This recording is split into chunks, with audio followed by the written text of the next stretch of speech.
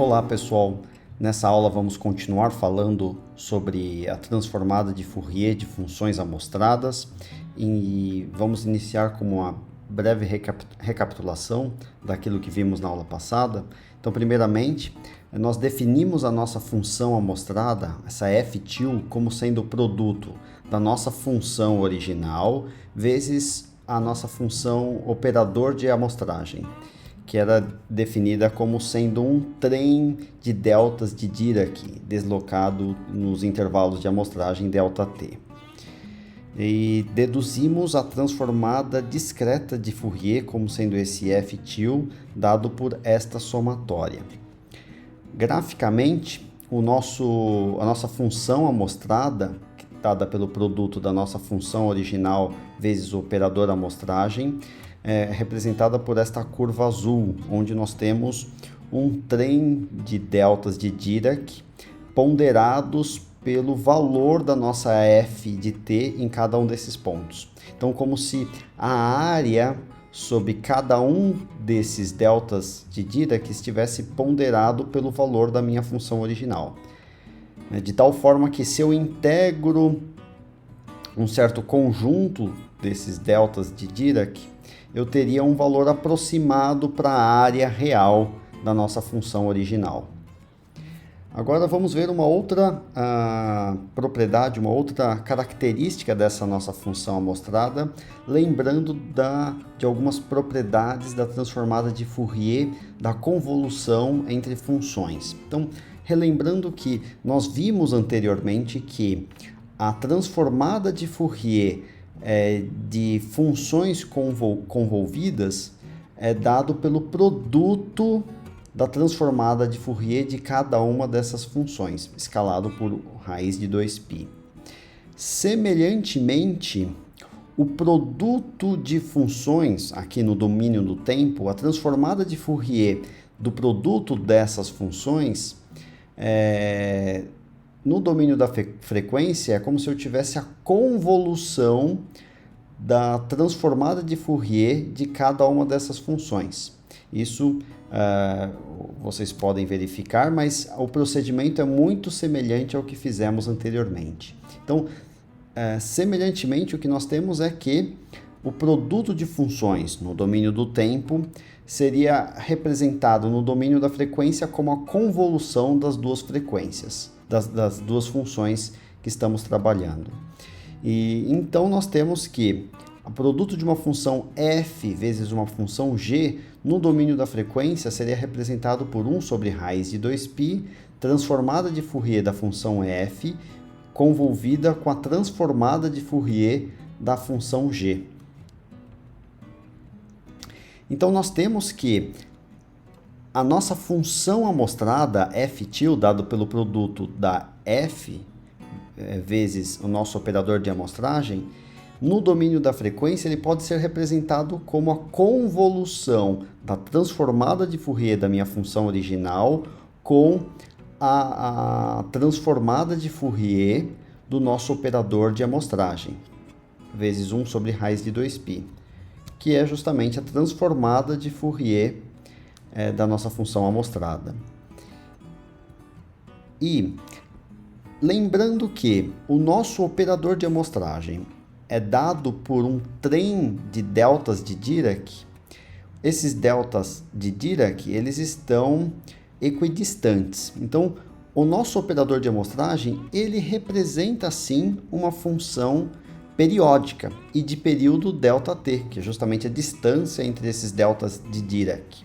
Então, eu posso representar esse nosso operador de amostragem em séries de Fourier. Basta a gente descobrir qual é o valor de cada um desses coeficientes da série de Fourier. Então, basta a gente, aqui simplesmente eu só estou destacando aquilo que eu disse, então nós temos que este termo aqui representa, este membro aqui representa o operador de amostragem, que definimos anteriormente, e este membro aqui representa a série de Fourier complexa. E lembrando que esse ômega zero é justamente igual a 2π sobre o período. No nosso caso, o período é ΔT, que é a distância entre os deltas de Dirac no nosso operador de amostragem. Então, nós temos que, como vimos no estudo de séries de Fourier, que os coeficientes da série de Fourier, os coeficientes complexos da série de Fourier, eles são dados por 1 sobre ΔT, integral em um período da nossa função, vezes elevado a menos IK ômega 0t, tudo isso integrado no tempo. Aqui, escolhi, por exemplo, o delta de Dirac na origem. Então, estou integrando em um período de menos ΔT sobre 2 a ΔT sobre 2. Então, neste período, a minha função, operador de amostragem, ele vale justamente ΔT vezes o delta de Dirac na origem. Então, delta de Dirac de t. Neste caso, nós temos então que esta integral aqui vai resultar nesta integral, onde nós temos, então, no lugar do operador de amostragem, eu substituir por ΔT, o intervalo, justamente o período o período da função periódica operador de amostragem, vezes o delta de Dirac. Aqui nós vemos que eu posso cancelar este delta t com este delta t, e nós temos então que esta integral aqui, ela vai resultar justamente no valor desta função na origem, que é igual a 1. Então, o valor desta integral é igual a 1. Então, isso para qualquer k, ou seja, todos os coeficientes da série de Fourier para esta nossa função periódica operador de amostragem são todos iguais a 1. Então, todos os CKs são iguais a 1. Então, eu posso representar o nosso operador de amostragem como uma série em série de Fourier, em que nós temos uma somatória dessas exponenciais complexas, com os coeficientes da série de Fourier todos iguais a 1. E calculando a transformada de Fourier do nosso operador de amostragem, então nós temos que a transformada de Fourier do nosso operador de amostragem vai ser 1 sobre raiz de 2π, integral de menos infinito a infinito, do nosso S de t, elevado a menos I ômega t. Então, nós temos 1 sobre raiz de 2π, integral de menos infinito a mais infinito, desta série de Fourier. Então, substituir o S de t por esta somatória. Aqui, simplesmente, podemos escrever esta integral da somatória como a somatória das integrais. E observando que este termo é justamente a transformada de Fourier da função elevado a IK ômega 0t. Observem que essa aqui é justamente a expressão da transformada de Fourier desta função. E lembrando que a transformada de Fourier inversa de um delta de Dirac deslocado é igual a 1 sobre raiz de 2π elevado a menos I ômega 0t, nós temos aqui, se, por exemplo, calcularmos a transformada de Fourier desses dois membros, nós temos aqui transformada de Fourier da transformada inversa, justamente a nossa função original, que é o delta de Dirac deslocado na frequência, e neste membro nós teríamos a transformada de Fourier desta exponencial, que é semelhante ao que nós temos aqui, a menos do k. Então, nós temos que nós podemos escrever esta transformada de Fourier de E elevado a IK ômega 0t como sendo, jogando esse raiz de 2π, multiplicando este membro, nós teríamos raiz de 2π, o delta de Dirac deslocado na frequência, por esse valor k ômega 0. Então, nós temos que a transformada de Fourier do nosso operador de amostragem é dado pela somatória de raiz de 2π deltas de Dirac deslocados na frequência. Então, nós temos que a transformada de Fourier do nosso operador de amostragem é dado por a somatória de vários deltas de Dirac deslocados na frequência. Então, continuamos a ter vários pulsos de delta de Dirac, um trem de deltas de Dirac deslocados na frequência em intervalos ômega zero. Como vimos, a transformada de Fourier da nossa função amostrada é dada pela convolução entre a transformada de Fourier da nossa função original com a transformada de Fourier do nosso operador amostragem. Substituindo então o S por esta expressão que obtivemos, temos então que a transformada de Fourier da nossa função amostrada é dado por 1 sobre raiz de 2π, transformada de Fourier da nossa função original, convolvida com esta somatória de deltas de Dirac no domínio da frequência. Nós podemos, então, cancelar esse raiz de 2π com esse raiz de 2π, então nós temos que esta expressão vai ser transformada de Fourier na nossa função original, convolvida com vários deltas de Dirac deslocados na frequência. E a convolução, por ser um operador linear, nós temos que a convolução da soma de funções é igual à somatória das convoluções. Então, eu posso realizar a operação, uma certa função f convolvida com a soma de g mais h, como sendo a convolução da f com g mais a convolução da f com h. Então, semelhantemente, eu posso reescrever este membro como sendo a somatória da convolução da transformada de Fourier da minha função original com cada um desses deltas de Dirac deslocados na frequência. Então, lembrando que a convolução de uma função f de x com um delta de Dirac deslocado por uma distância a, é justamente o valor da minha função, a minha função original f deslocada de a. Então, aplicando esse mesmo conceito nesta somatória, nós temos então que a nossa transformada de Fourier da nossa função amostrada nada mais é do que a somatória da transformada de Fourier da nossa função original, só que somada com várias cópias dela deslocadas por ômega zero. Ou seja, nós temos então que isto é uma propriedade importante quando lidamos com dados amostrados, de que a transformada de Fourier da nossa função amostrada é exatamente igual à transformada de Fourier da nossa função original, só que somada com cópias deslocadas ao longo da frequência a uma distância ômega zero. O que isso representa graficamente? Então, imaginem que a transformada de Fourier da nossa função original é dada por esta curva vermelha.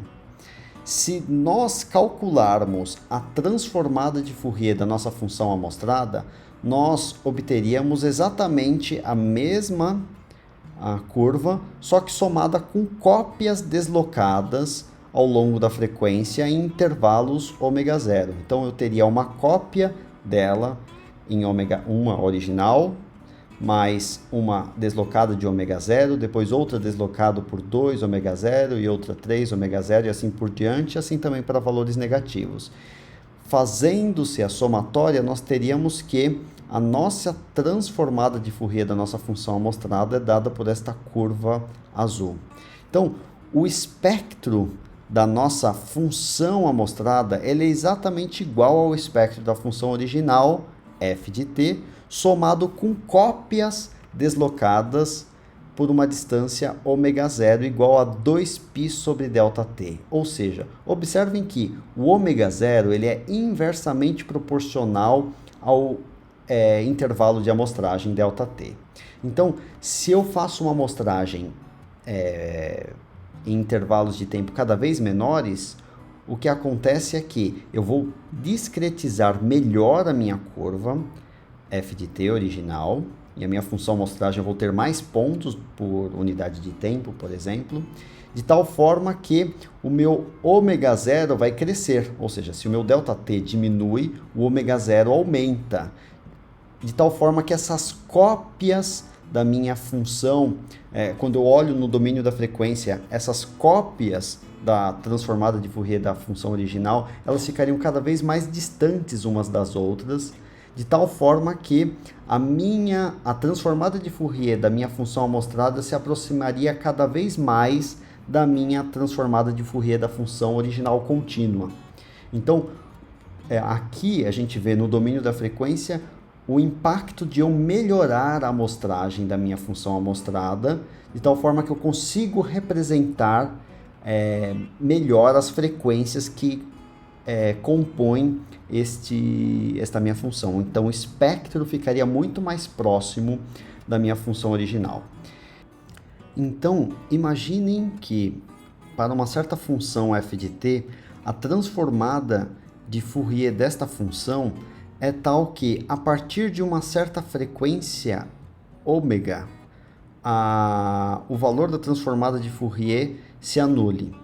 Então, nesse caso, chamamos que a nossa função f é de espectro limitado. Então, eu consigo representar o fenômeno que eu estou observando por esta função f de t, de tal forma que, a partir de uma certa frequência, o valor ou a contribuição de frequências altas se anule. Então, eu consigo representar este fenômeno por frequências que vão até um certo valor ômega.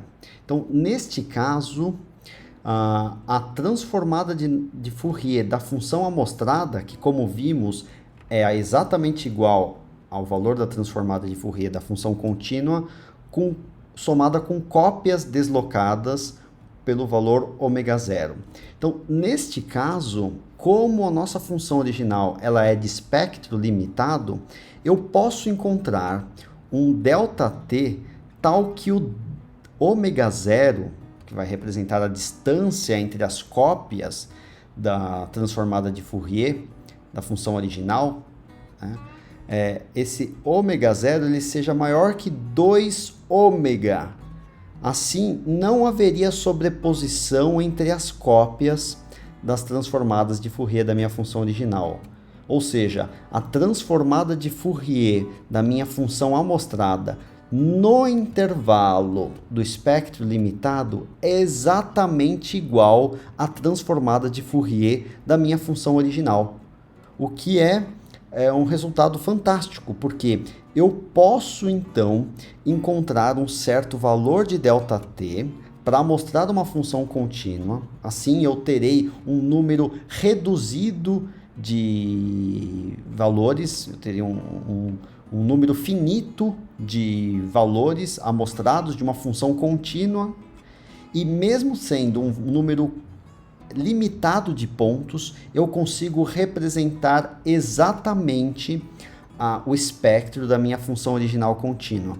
Então, este é um resultado muito importante no estudo de análise de dados digitais, de tal forma que eu possa, então, mesmo tendo um fenômeno em que algum conjunto de dados com infinitos valores, se este fenômeno ou esse dado ele for a função que represente este fenômeno, ele é de espectro limitado, eu consigo encontrar um ΔT finito tal que eu consiga amostrar um número finito de pontos num certo intervalo de tempo, por exemplo, desta curva, e mesmo com um número limitado, eu consiga representar exatamente o espectro da minha função contínua, caso ela fosse representada por todos os infinitos pontos que compõem esta curva.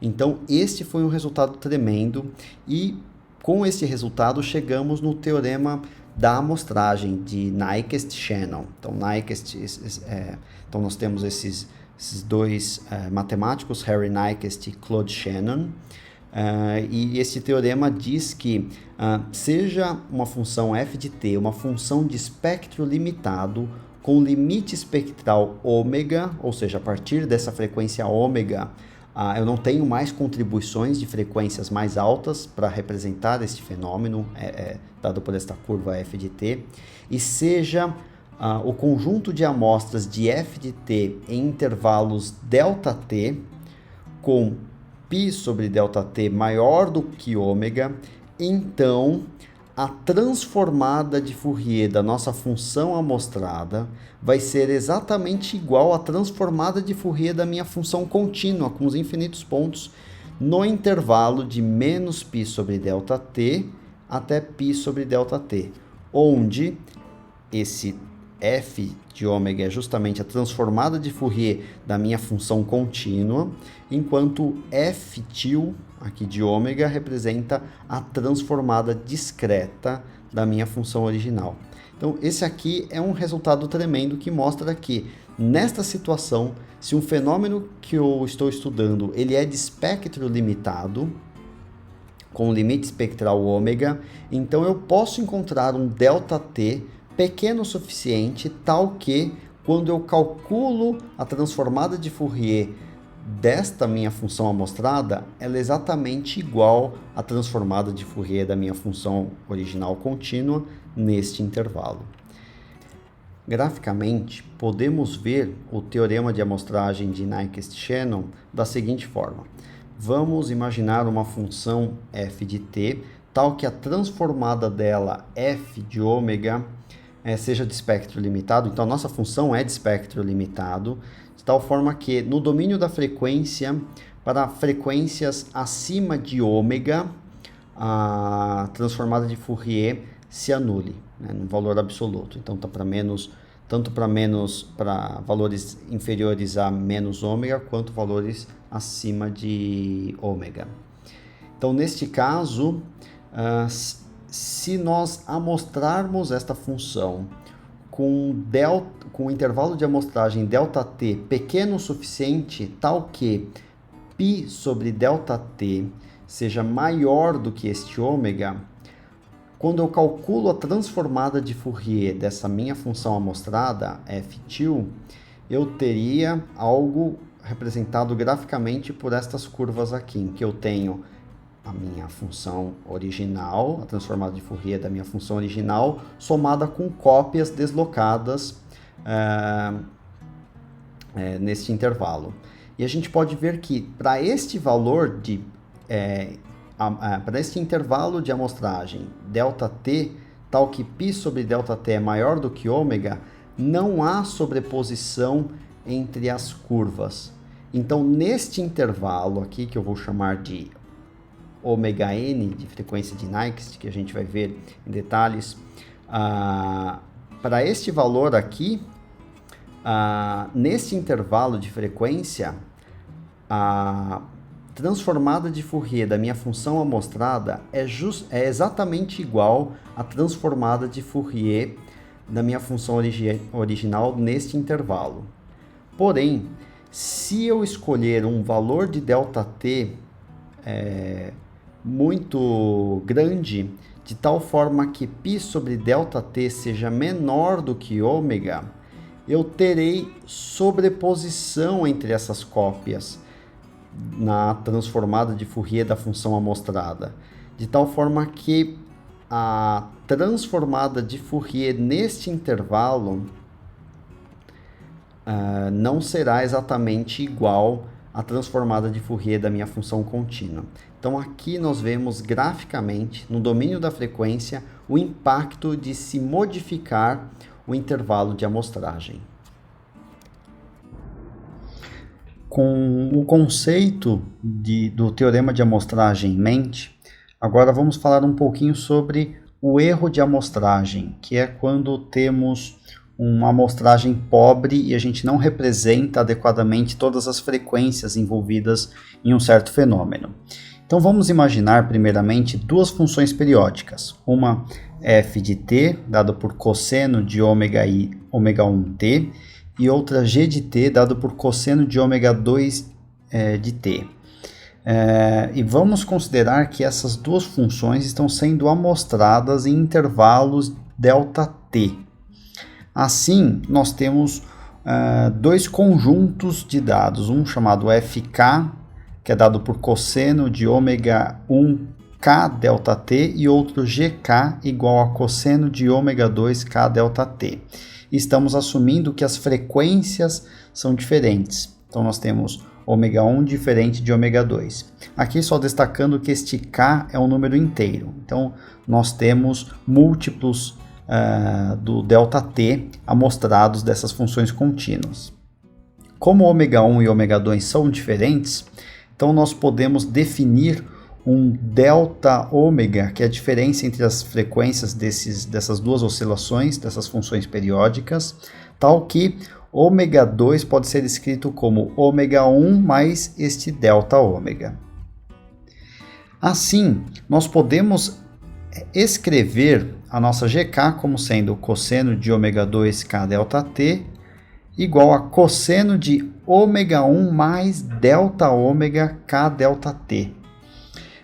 Nós podemos abrir este termo, o argumento do cosseno, em dois termos, tal que nós temos que este membro é igual a cosseno de ômega 1 K delta T mais delta ômega K delta T. E vamos imaginar que este delta ômega delta T, o produto dessas duas variáveis, delta T vezes delta ômega, se esse produto for múltiplo de 2π, e como K é um número inteiro, então isto significa que este cosseno aqui vai ser igual a cosseno de ômega 1 K delta T, porque este termo aqui, dentro do argumento do cosseno, vai ser múltiplo de 2π, de tal forma que eu estarei dando voltas completas neste cosseno e eu vou voltar para o mesmo ponto. Mas cosseno de ômega 1 K delta T é justamente igual ao nosso FK, ou seja, para este intervalo de amostragem eu não vou conseguir diferenciar a FK da minha G de K. Neste caso, as duas funções f e g são indistinguíveis em termos de suas amostras. E aí chamamos que ômega 1 e ômega 2 são aliases uma da outra, né? Alias significando em inglês um falseamento. Eu tenho um falseamento entre essas duas frequências. Eu não consigo, uma imita a outra de certa forma. Eu não consigo diferenciar pelo intervalo de amostragem que eu adotei um fenômeno periódico do outro. Um exemplo é o que eu apresento aqui nesta imagem. Imaginem que eu amostrei a minha função nestes pontos pretos e para esta amostragem eu não consigo diferenciar se o fenômeno que eu estou observando é este indicado em vermelho ou este indicado pela curva tracejada preta. Então, neste aspecto estaríamos lidando com um erro de amostragem, a partir do qual eu não consigo representar adequadamente bem frequências mais altas. E para continuarmos falando sobre este tema, eu vou dar uma revisão sobre a relação entre frequência e frequência angular, né? Discutimos bastante sobre a frequência angular, mas não dissemos a relação da frequência angular com a frequência. Então, o ômega da transformada de Fourier é a frequência angular, como eu disse anteriormente. E ela se relaciona com a frequência, que estamos acostumados a ouvir, como ciclos por unidade de comprimento, unidade de tempo, dependendo do problema em que estamos lidando, da seguinte forma: ômega, ou seja, a frequência angular, é igual a 2π vezes a frequência. De tal forma que a frequência é definida como o inverso do período, enquanto que a frequência angular é dada por 2π sobre o período. E se estivermos lidando, por exemplo, com um fenômeno no tempo, então se o t, a nossa variável que estamos estudando é o tempo, poderíamos representar a frequência por hertz, por exemplo, oscilações por segundo. Enquanto que, se formos representar esse fenômeno em termos de frequência angular, nós teríamos radianos por segundo. Já se o t, a nossa variável da nossa função que estamos estudando, representa o tempo, a frequência seria ciclos por unidade de comprimento, enquanto a frequência angular teria o nome de número de onda ou radianos por metro, por exemplo, no sistema internacional. E com isso em mente, nós podemos ver, por exemplo, se eu amostro a minha função com uma amostragem por ciclo de oscilação. Ou seja, se eu tenho esse fenômeno periódico e eu amostro apenas, eu tenho uma amostra por ciclo, eu perco completamente esse fenômeno periódico. Então eu teria sempre o mesmo valor, né? Então, neste caso. Então eu não consegui reproduzir este fenômeno periódico com essa amostragem pobre que eu realizei. Agora, se eu, por exemplo, realizar 4 amostragens a cada 3 ciclos, eu começo a ver um fenômeno periódico, mas eu não estou representando corretamente a frequência desse fenômeno. Eu veria como se fosse uma frequência baixa, né? Um fenômeno de comprimento de onda maior do que realmente é na realidade, justamente porque eu tive uma amostragem pobre. Eu começo a preservar a frequência do fenômeno original a partir do momento que eu começo a ter pelo menos 2 amostras por ciclo. Então aqui eu tenho 3 ciclos e eu estou amostrando 6 vezes, ou seja, 2 pontos por período. Então a partir do momento que eu tenho pelo menos 2 amostras por ciclo, eu começo a preservar nos meus dados amostrados a frequência desse fenômeno que está representada do lado esquerdo de forma contínua. E chegamos no conceito de frequência de Nyquist. E podemos definir a frequência de Nyquist, aqui N, de um sinal discreto, como sendo a maior frequência que pode ser corretamente representada no sinal quando o período de amostragem é ΔT. Então, se eu conheço qual que é o período de amostragem, o intervalo de amostragem que eu estou amostrando um certo sinal contínuo, eu consigo saber qual é a maior frequência que eu consigo representar corretamente no meu conjunto de dados amostrados. Então, se eu estou lidando com frequência, então N, a maior frequência que eu posso representar corretamente é dado por 1 sobre 2 ΔT. Então, como se eu tenho 2 amostras por ciclo. Se eu for representar exatamente a mesma expressão agora em frequência angular, então a frequência angular de Nyquist seria dada por π sobre ΔT. E quando eu tenho 2 frequências, ω1 e ω2, dentro dessa janela de Nyquist, ou seja, com uma frequência, se essas 2 frequências são inferiores à frequência de Nyquist, dado por π sobre ΔT, então essas frequências angulares, eu nunca vou confundir uma com a outra. Isto significa que a transformada de Fourier discreta identifica todas as componentes espectrais dentro da janela de Nyquist. Ou seja, uma frequência aqui na janela de Nyquist, eu não vou confundir com uma outra frequência também dentro da janela de Nyquist. Eu vou conseguir diferenciá-las com a amostragem que eu fiz. Agora, por outro lado, para toda componente de frequência, por exemplo, ω2, fora da janela de Nyquist, sempre existe um alias, ou um falseamento dentro da janela de Nyquist. Ou seja, um fenômeno de alta frequência fora da janela de Nyquist, eu posso confundi-la com outro fenômeno de menor frequência dentro da janela de Nyquist. Isso pode ser visto graficamente por esta amostragem. Então imaginem que um fenômeno original é dado por esta curva de alta frequência, com frequência ω2, mas a amostragem que eu tive é representada por esses pontos vermelhos. Quando eu olho para os meus pontos vermelhos, eu penso que eu estou observando um fenômeno com uma frequência muito mais baixa, uma frequência de oscilação muito menor, ou seja, um período de oscilação maior dentro da janela de Nyquist. Ou seja, eu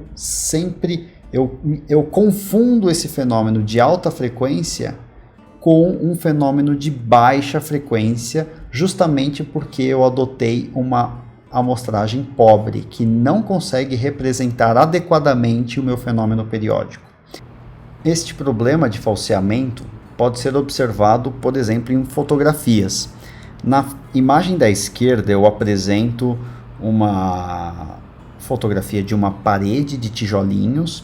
Então nós temos um padrão periódico aqui, pela disposição dos tijolos, e numa imagem com uma boa resolução.